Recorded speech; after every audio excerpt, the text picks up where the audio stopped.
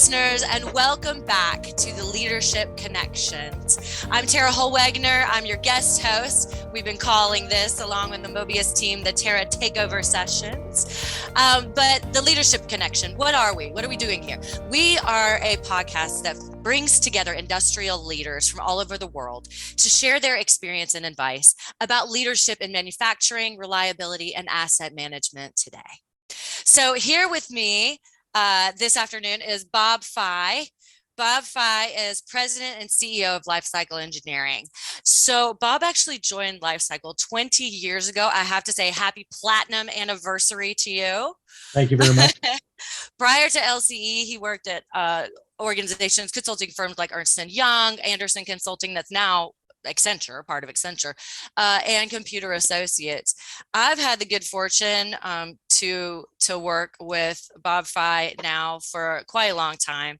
So I'm fangirling a little bit today in our interview because Bob Fei is a leader that I have the honor to get to see in action. And now I get to interview him, about some burning questions I've always had about, his leadership style and who Bob is as a leader. So thank you for joining us today, Bob. Thank you, Tara, and thank you, Mobius, for the opportunity. I've been looking forward to it, so it's good to be here. Well, great. Well, let's jump right in about the moment when you first were recognized or first realized yourself as a leader. Could you tell me about that moment or the project that you were working on at the time where you had that self-realization? Oh, okay, here I am.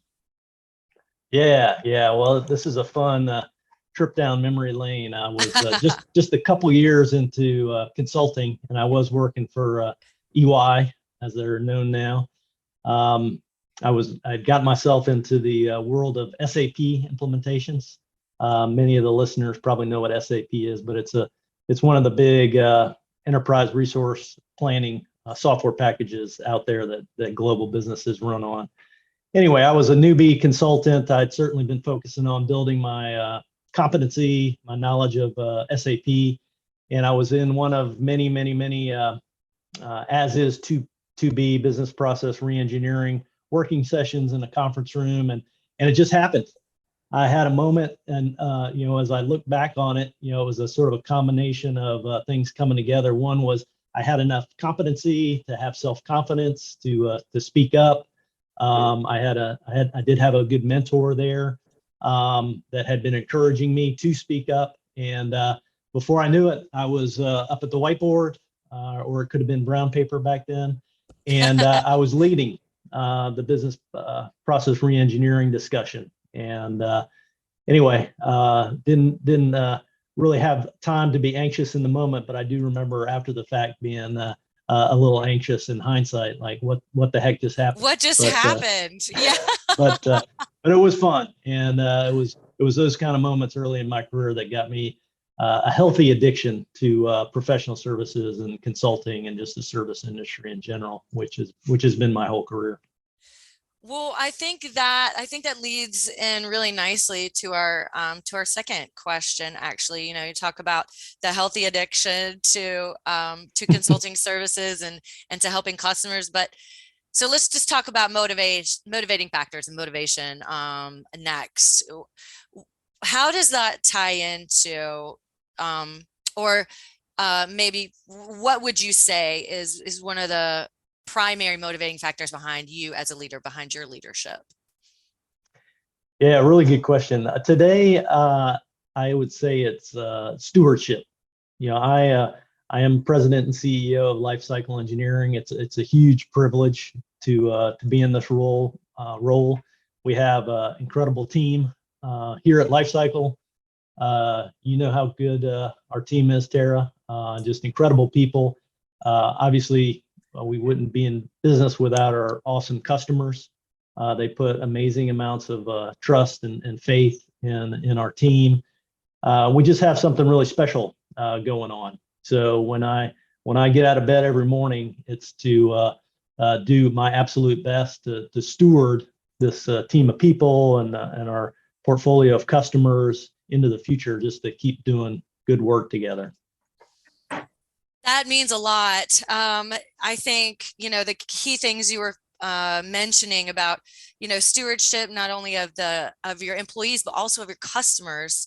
And I think life cycle engineering embodies that. They've had best places to work now for over a decade in a corporate headquarters. I meant to say that in the opening and I forgot. So, kudos to being president and CEO of a company that's been able to have that notice for over a decade. It's a big accomplishment. But taking care of your team. So I think that's a really good balance that you talk about, having the confidence to speak up, and be the leader, make those hard decisions, but also, keeping the people first, customers and your employees. So when we first talked about the moment that you realized you were in a leadership type position, that there was a mentor that you'd had. I'm sure maybe more, than one. But can you talk to us a little bit about someone in your career that you looked at as like a mentor or a role model? And what are a few things, maybe 2 or 3 things that you have learned from them? Yep. Yeah, no, I've been lucky to have a lot of mentors along the way. And as I progress in my career, I try to be more conscious of how I can be a mentor and sort of pay it forward, because a lot of people helped me out over the years. But I'm going to play the dad card here. I'm not going to go into a long history, but I never thought I'd work with my father. And in hindsight, unfortunately, he passed away a number of years ago. There were 6 or 7 years where I worked very, very closely as an adult, late 30s to mid 40s in my life with my dad. And people just don't have that opportunity. I saw him almost every day. But anyway, other than being a good dad, what he really taught me about leadership was that it's more about using your heart than your head, which honestly I still struggle with today. I'm an analytical engineer type of person, as was my father, but he led with empathy and passion for the business, for the people involved in the business, certainly the customers we have, and that is something I strive to do every day. I think that was his biggest leadership gift to me, is to teach me face to face how to be a better leader, leveraging my heart and not just my head. That's going to be a tagline, I think, from today's episode. Leverage, listen to your heart as well as the head, right? But yeah, I know another Tara, thing. Yes. I also have to say that doesn't mean being a softie. Anybody who knew my father knew he could be a really hard, what. But it came out of that place of caring so much about people and about the business. So leading with your heart does not mean being a soft leader. Right. It means delivering tough love at times versus just being maybe a what. Absolutely. No, what I was going to bring in was something that I've seen, on the walls of life cycle engineering, which is do the right thing the right way. And that doesn't mean do the easy thing or do the heart-filled thing or do the nice thing. It means do the right thing, the right way. And sometimes the right thing is one of the hardest things you'll ever have to do. But I think that's a great story. Pull the dad card anytime. I think that's completely appropriate. So I want to ask a fun question now, because I'm really curious about who you're going to say. And of course, know that this question is in the context of today's conversation. Tomorrow, it could be somebody different. But how you're feeling today. If you could have coffee or tea, a beverage of your choice, with anyone in the world, alive or dead, fictional or real, who would it be and why? Yeah, I love this question. I decided to mix it up a little bit. Oh, nice. Today it's Ryan Reynolds. No kidding. The actor? Yeah, the actor and businessman. Okay. I didn't know that side. But the reason I say Ryan Reynolds is I've learned about myself that I'm not good at injecting, especially as a leader, injecting comic relief into especially tense and stressful moments. But I've become more and more appreciative of having people around me who are good at that. And I am analytical, and I've read, and I believe that there is no better diffuser of stress and getting the positive endorphins going physiologically in our brains when we're stressed than to laugh. It's just immediate stress relief at a very subconscious level. So anyway, Ryan Reynolds is a very funny actor, in my opinion, and it would be fun to sit down with him and learn from somebody who's very proficient at making people laugh, because I think it is an important leadership skill.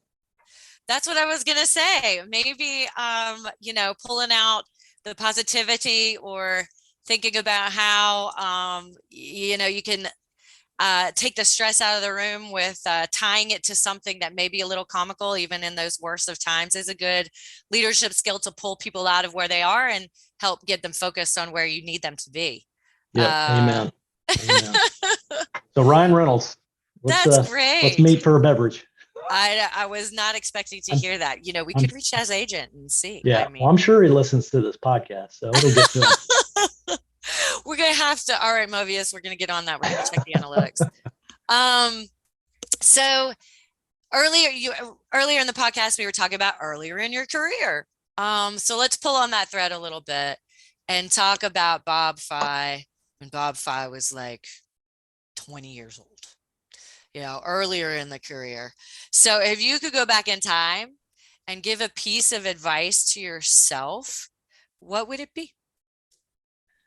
Yeah, the advice I'd give myself is lean into relationship building. Again, I've said it, and it's sort of a theme of my personal leadership journey, is that I am in my core this analytical type, which is an asset for leadership, but needs to be balanced with relationship skills. And it took me a long time to really clue into that. There's that saying, it's not what you know, but who you know. And that saying's can be a little slimy, if you know what I mean. But right. I hang on to it in a good way. You certainly need to know enough, based on whatever subject matter domain you're in, to be maybe respected as a leader, have the potential to be a leader. But then it really is about the relationships you build with people. And for me, it's not only being known, knowing other people, but it's myself opening up, letting myself be known by other people, which is also something that took me a while to learn.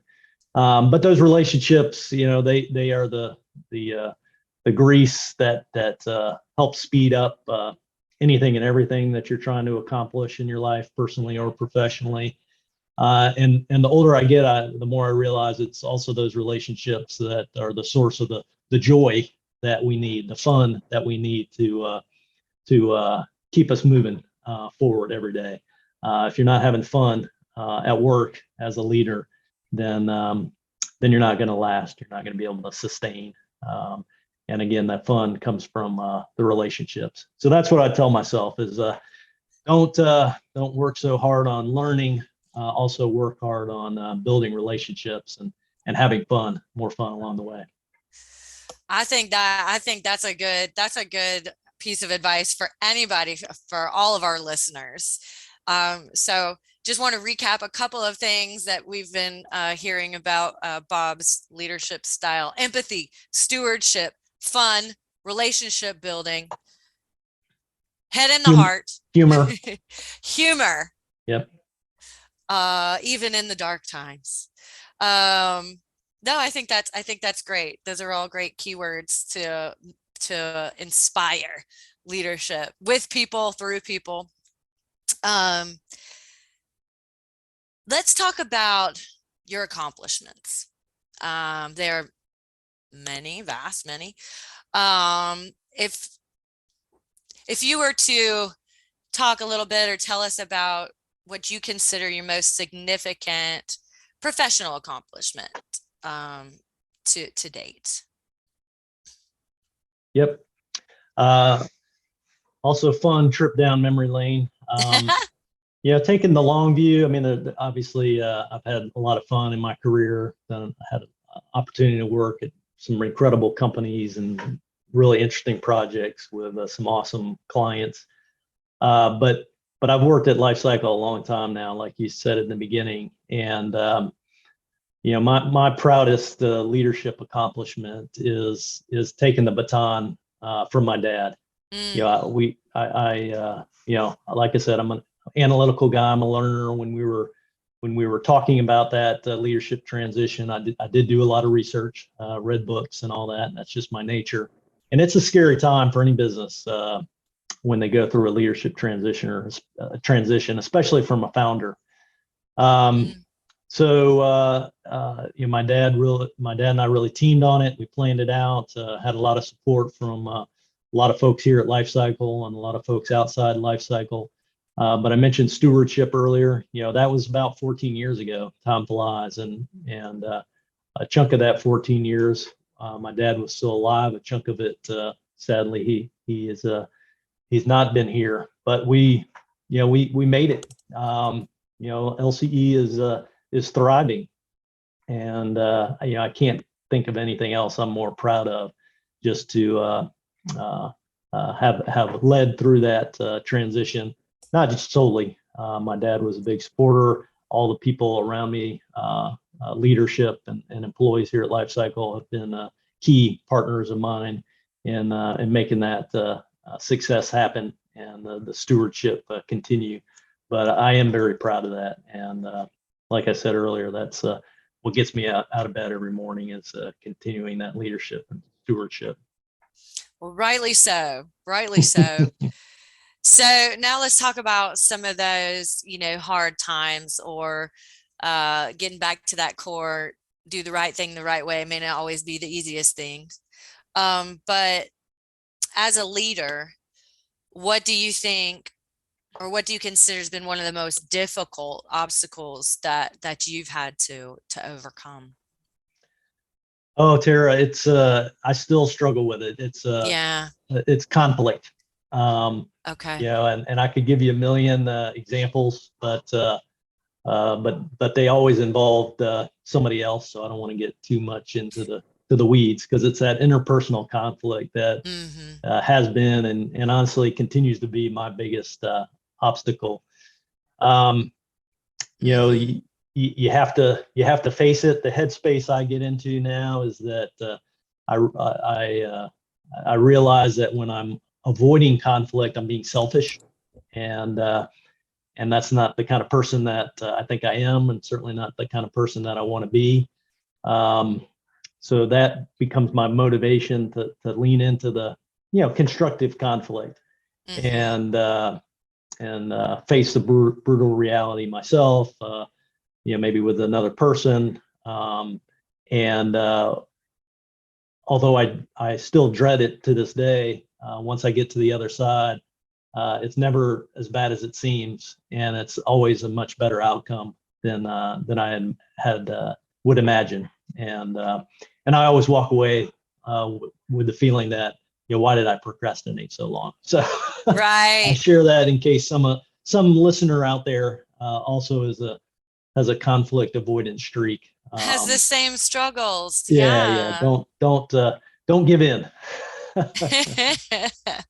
No, I think that's huge, right? Because as a leader, and as a steward, of your people, one of the main things to help navigate through is leading change in an organization.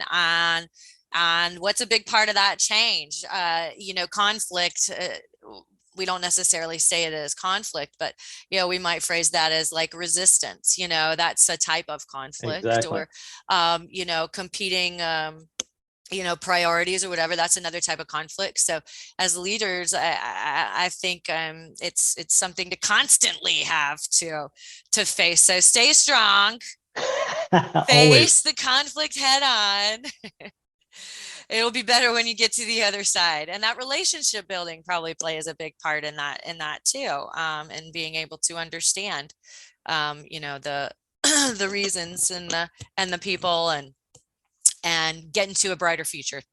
Amen. So thank you for that, and for addressing that. I'm sure we have listeners who also struggle with that, as well. I think everybody does. I do too. Um, are there any skills or experiences outside of being the engineering mind? By the way, Bob is also a professional engineer, and has a graduate degree, an MBA, right? Is it MBA? Which one? No, it's a master's in industrial and systems engineering, which is I sort was of way management off. science, but Yes. yeah, very useful. Yes, very useful, especially in our industry. So outside of that, I mean, are there any skills or experiences that have been instrumental in your personal success? Yeah, the one I always remember and still quote to this day, so it speaks to its value, at least in my mind, was when I went through the consulting 101 training. My first real job was at EY, and they Hmm. had a nice 6-week program they put new consultants through because we really knew nothing about the consulting business. But anyway, there was a good chunk of time devoted to active listening. So Ah, I won't even try to explain it. It's I've learned over the years it's very very well known. Discipline, and it is something you can learn. It is a skill or a discipline. So Google it. Take any sort of online class you can find about active listening. It's just a very very important skill to have in life, but certainly in leadership. it's a conflict resolution tactic as well, right? Yeah, it is it's just an interpersonal magic wand. Um, Yes. yeah, when you become proficient at practicing active listening, it really helps in a lot of situations, but definitely in any type of conflict or disagreement. So hashtag active listening. We're adding that to our keywords, Exactly. for this session. Um, well, I guess active listening, would then, this is a good segue because I think it would probably be 2 or 3 things, that the ability to do that will make a great leader. Let's talk about, in your own words, your thoughts about what are some characteristics or what are some things that make a great leader, that describe a great leader. Yeah. Yeah, I like the school of thought around servant leadership. So Yes. I would say humility, um, a big dose of personal passion. Let's say that heart element around whatever the business is that you're leading, as well Mhm. as the people that you're leading. That both sides need to be a personal passion, and then a bias towards action. I don't know where I heard Mm. that term over the years, but just a bias towards trying new things, learning new things, not being afraid to make mistakes. That's what I mean by bias towards action. Mm-hmm. Fail fast. Yep, fail fast, learn as you go. Yep, yep. Right. Great is the enemy of good, and all that kind of thing. No, that's very motivating. That's very motivating and inspirational. So thank you for sharing that. I want to dig a little bit into um some thoughts you have overall about, we talked a little bit about one of the leaders' biggest responsibilities, or one of the things that they have to do the most, is to, like, change culture or sustain culture or reinforce culture, so what are your thoughts on how you can change a culture? And I kind of want to take it outside of life cycle engineering, for a little bit. Maybe let's focus on our customers, or on the customers right now. What are your thoughts about how you change a culture at a plant or a company, and what is the leader's role, in that? Um, yes. Yeah. Yeah, good question. And yeah, I'll try to separate it from myself because I certainly empathize with any and all customers that we deal with, because we're any leader, organizational leader, really at any level, um, has a challenge and opportunity of change leadership for their team or their organization. Anyway, I think the number one thing I would say to fellow leaders out there, like in our customers, is that understand that it is core to your job. Um, Mm, uh, a friend of mine here at Lifecycle came back from a leadership webinar or something recently, and he said, "Hey, there was a really good nugget. It was, any leader should make sure they're doing the work that only they can do." Um, so I won't psychoanalyze that too much, but if you just think about it a minute, I think the point comes across. But in the context of organizational change leadership, mhm, um, I would just really emphasize that that is something that only the leader could do, is mm. is, is lead the change, reinforce change that's already happened, so it's sustained. And to do that, you just have to be active and visible. You don't take for granted um, the power of showing up, asking questions, maybe doing things out of your normal routine that will catch people's attention, um, and where you spend where a leader spends their time, especially with the people that they're leading. Um, not only does it not go unnoticed, it is, I think, the most powerful tool we have to instigating new change or reinforcing existing change that's already occurred. So just embracing the fact that it's a core responsibility as a leader that nobody else can do. So we just have to show up and do it. So embrace it, understand it, build some resilience for it. Uh, but when what your responsibility is, that makes it easier. That makes it easier, to accept. Okay, this is my expression, part of my expression as a leader. So buckle up, people. Here we go. Buckle up. I'm You are an avid reader, as already been talked about. You've mentioned books a few times in the podcast already. Um, are there any books or other podcasts, or of course, everyone should only listen to the Leadership Connections first, and then other podcasts after. But it's a long week. There are other podcasts to get in your playlist, or courses that you could recommend to our listeners, and why you're recommending them. Yeah, another good question. I'd start off by saying any course or book on storytelling would be Storytelling. would be very good for a leader. Again, it's more learning in my own rear view mirror. As I notice what makes leaders that I think are effective, what makes them impactful. Oftentimes, it's their ability to tell a story or just place their leadership decision making in a narrative that really makes sense. So again, anything on storytelling, I think it's also a skill that can be learned. It needs to be practiced to become more proficient. It's something that I've tried to do more over the years, and I think it really pays back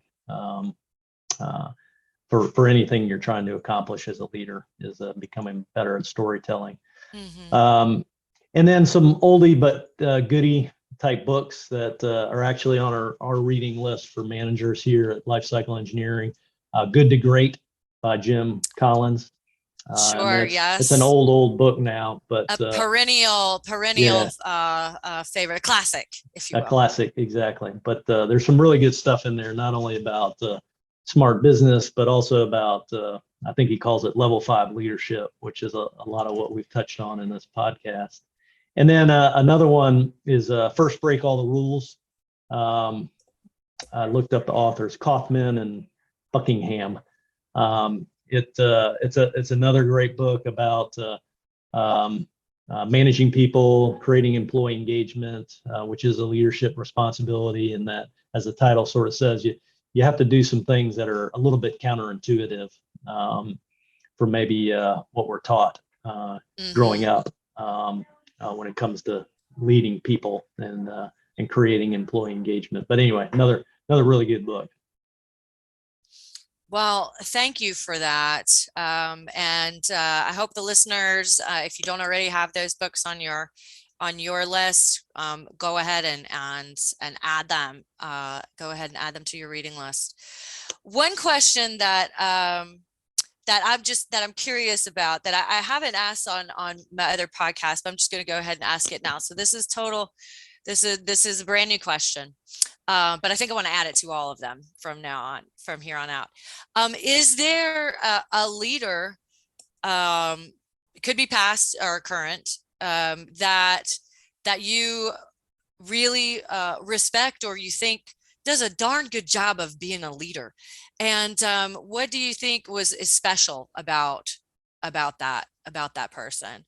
And I could tell you mine first and give you a little time to think. So I'm going to, because it's actually one of my favorites, and it's almost coming up on 10 years old, but I'm going to say Alexander Hamilton, because I felt like he was such a self-made leader who made mistakes, but was convicted of his principles, had all of those things, at least according to Lin-Manuel Miranda's version of Alexander Hamilton, had empathy, stewardship, humor, loyalty, relationship building, do the right thing, maybe not always the right way, but he tried. And he was a leader at a different level, right? He never became commander in chief. He was not, he wasn't the president. But I think that he led in his own way. And so today that would be my answer. So who would yours be today? I've searched my brain. The one that's popping to mind is a guy named Alan Mulally, I think is how you say his name. Yeah, you're going to have to explain who that is. Yeah. No, he's in the business world. He's of the last, I don't know, 30, 40 years, he's relatively famous. He was the CEO at Boeing for a while, and then when Ford was really in trouble, no, I do know. Yes, one of the Ford family members called him up and got him to come over to Ford and sort of lead a turnaround there. Anyway, there's some good. I was lucky enough to see him speak at a conference, so that's why it sort of stuck in my brain. I do think he's just a strong servant leader. He's got some really good YouTube videos out there about how he had a very simple and effective form of visual management and accountability for his leadership teams. Obviously, he's leading vast, complex technical organizations, but he had a very simple and effective approach that I think could be used by any leader at any level. So anyway, Alan Mulally. Plus, he just seems like a good person, human being. So anyway, check him out. That counts too. Yes. Okay. So gosh, we've talked about a lot of today. I've learned a lot and really enjoyed the conversation. I want to go over some of our keywords, some of our hashtags for today. I just added another one. Keep it simple as much as you can, right? That's really hard to do. It's really, really hard to do.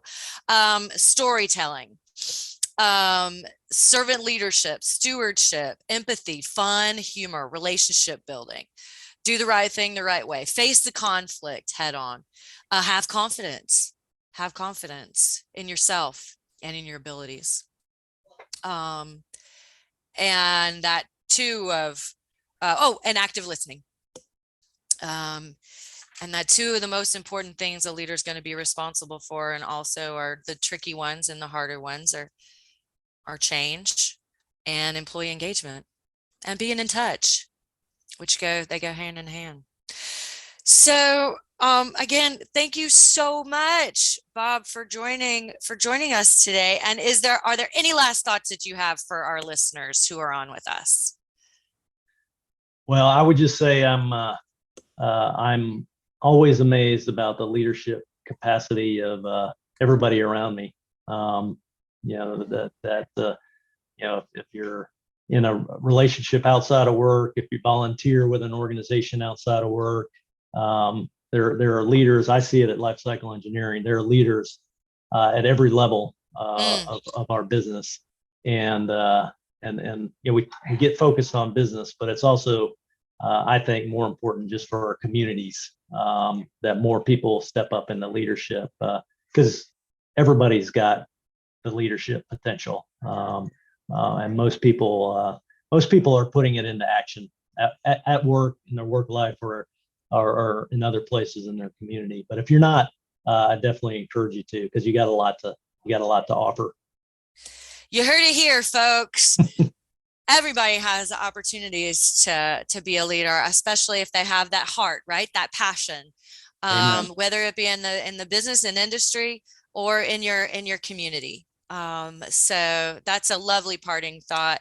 Thank you so much for joining us.